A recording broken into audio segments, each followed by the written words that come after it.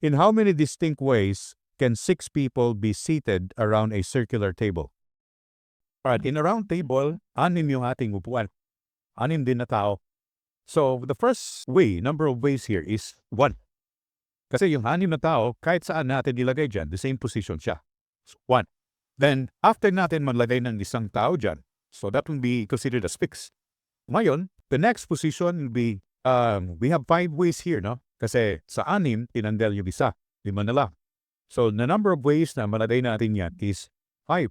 At 5, then ito naman 4, 3, 2, 1. So, una 1, to fix the position. Then 5 factorial yan. 5 times 4 times 3 times 2 is 1. 5 factorial. You have 120 ways. Or, kung narito ka dyan, just memorize this one, no? The number of ways we can arrange n people in a round table. That is n minus 1 factorial. So, 6 minus 1 is 5 factorial. Next problem. The sandwich making machine in CM's bakery consists of 6 major components, each with its own individual reliability as listed below. If any one of these components in the production line fails, the entire system will cease to operate. Therefore, determine the overall reliability of the system. So, ito yung parang percentage of success. How reliable itong tag-iisang individuals of the component. So, if one of these parts of the production line fails, the system will stop working. Isa lang dito, kung fail, the system will stop working. So, ano yung percentage na mag-work yung system? The probability that the system will work. Para mag-work yung ating system, mag-work sila lahat. I-multiply lang natin lahat. So, 0.97, that's 0.96, 94, 0.91. Pag isa dyan is di mag-work, hindi na mag-work yung buong system. Okay? So, 0.704 is our answer. Next problem. A box contains 5 defective and 195 non-defective cell phones. An engineer randomly selects 2 phones with replacement. Determine the probability that exactly one of the selected phones is defective. So, engineers selects 2 cell phones random then with replacement daw. The probability of selecting defective P, it is 5 defectives out of total of 200 cell phones. Diba, 5 yung defective, 195 yung non-defective. So, defective yung ating gusto, 5 defectives out of 200 total cell phones. The probability of selecting non-defective is 195 out of 100. Complement niya. Ano yung probability na exactly one is defective pag mumunot yung engineer na dalawa? So, kung titingnan natin yung samples freeze, okay, hawagin ko siya ang probability 1. Pwede makuha niya defective. Pangalawa, non-defective. So, P times Q. Or further, makuha niya, another possibility, makuha niya una is non-defective, yung pangalawa is defective. So, dalawang sample space. Ito siya is 5 out of 200. This one is 195 out of 200. Okay? Ito yung probability. Dalawang possibility. Since this is 4 other possibility, i-add natin yung dalawa. Okay? Or simply multiply by 2 because dalawa naman yan. 0.0487. Next problem. A manufacturer of computer chips reports that 1 out of every 2,000 chips is defective. CM's company places an order for several chips. Determine how many chips must be ordered so that the probability of receiving at least 1 defective chip is 45%. So, multiple events yung probability na to. Pali mag-order ka ng isa, another isa, until n times. Let's define first the probability that 1 chip ordered is defective. So, 1 out of 2,000. Then the probability that 1 chip ordered is non-defective, that will be, tawagin kong Q, 1999 over 2,000. Bakit 1999, sir? 1 out of 2,000 yung defective. So, yung 2,000 minus 1 is yung non-defective. Now, the given here is the probability at least 1 chip ordered is defective is 0.45. Hinahanap is the number of chips in the company order that at least 1 chip is defective sa in-order nila. Kung mag-focus tayo dito, mahirap. Hindi talaga masolve kung dito natin i-focus.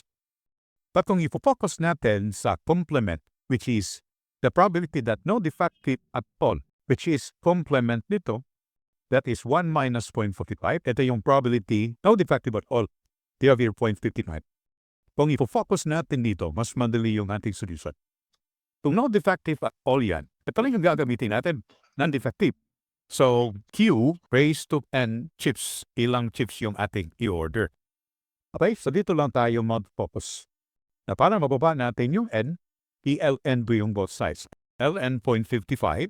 So, ln of this one, pagiging, sa bababa yan, ln 1999 over 2,000. So, for L, you have here 1195. Next problem. To encourage his son to study engineering mechanics, a math professor offers a reward of $8 for every correctly solved equation and charges a penalty of $5 for each incorrect solution. After attempting 26 problems, neither the father nor the son owes the other any money. Determine how many equations the boy solved correctly. So, hahanapin natin ilang numbers of items yung na-solve niya. Pag-assume tayo ng variables ulit. Let's say number of correct solution is C and number of incorrect solutions is 5. Isa-isahin natin. So, a math professor offered him to pay $8 for every equation correctly solved. Babayaran siya ng $8 sa every solution correctly solved. Then, siya naman yung magbabayad, ang bata yung magbabayad ng $5 sa professor kung hindi niya masolve correctly. Kasi dito sa last part, neither owed any money. 26 items lahat. So the total number of problems is equal to the correct numbers of solution plus the incorrect numbers of solution equals to 26. Equation 1. Dalawa yung ano natin, no? Kailangan makagawa tayo ng another equation. The other equation naman is based on money. Total money earned by the son. Alam natin, neither owed any money to the other. So tabla lang daw. Tabla lang sila. Walang nagkapera sa kanila. So, pwede natin siyang i-equate like this. $8 times the number of correct solution minus $5 times the number of incorrect solution.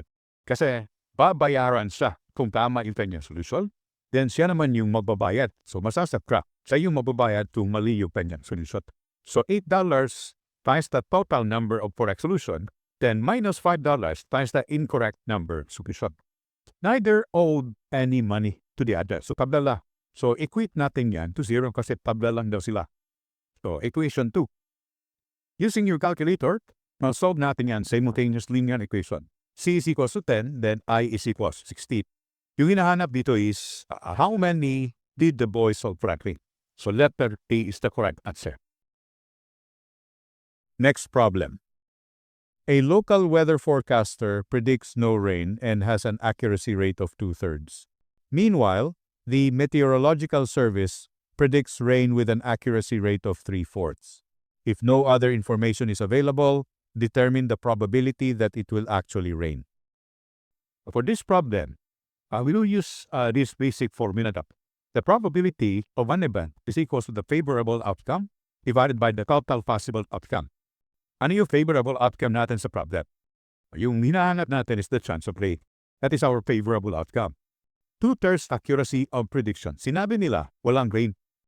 So yung merong rain, kung 2/3 of accuracy lang sila dito, with rain is 1/3. Okay? Now, i-multiply pa natin yan kasi ito siya is based on the Meteorological Service. So, mas reliable ito compared sa weather forecaster. So, 1/3, multiply pa natin yan sa 3/4. Bakit 3/4? According to these services, they predict rain. Sinabi nila, mag-rain. And their record is 3/4.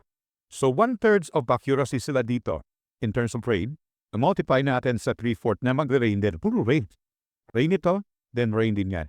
So, you have here 1/4. The total possible outcome, it can be rain or no rain. Ay, ito yung favorable outcome kung mag-rain. 1/3 times 3/4. Kung no rain, another event na yan. So, you have 2/3 accuracy, no rain. Then, i-multiply natin siya sa no rain based sa Federal Meteorological Service. Ano yung no rain ni Meteorological Service? kung yung rain niya is 3/4, yung no rain niya is the complement, which is 1/4. 1 minus 3/4 is 1/4. So the total possible outcome, rain or no rain, is 5/12. And using that one, the probability that it will rain, so favorable outcome that it will rain is 1/4. And the total possible outcome, it can be rain or no rain, is 5/12. So the answer is 3/5.